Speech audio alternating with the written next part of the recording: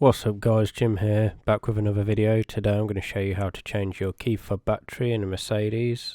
This one's from an A-class, but it should be the same if you've got the same sort of key. First we need to get the key blade out, which is done by just pulling this little spring-loaded lever to the side, then pulling your key out. You can see here, it just slides to the left. Next up we just need to get the actual battery cover off, which is done by putting your screwdriver inside the back of the remote here.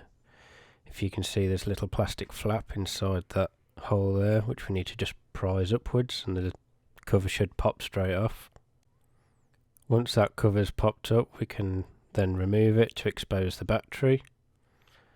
As you can see, the battery inside there. And then just to remove that, get your flat-headed screwdriver and just flick it out from the top. The battery that they put in these is called a CR2032, as you can see here. Okay, we're going to put this battery back in because this one's actually new. I did this just before recording this video.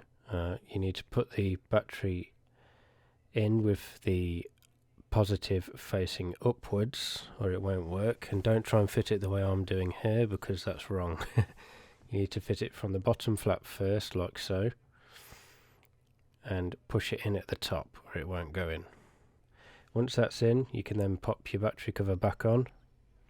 It's got a little ledge at the bottom which needs to slot in to the key there, and push it and it should click when it's in place. And then of course don't forget to check that the actual key fob is working, that your car locks and unlocks to make sure it's in the right way, and then just pop your key blade back in. It's as simple as that. Well, that's it for today's quick little video guys. Please remember to subscribe and like, and I'll see you in the next one. Until then, peace.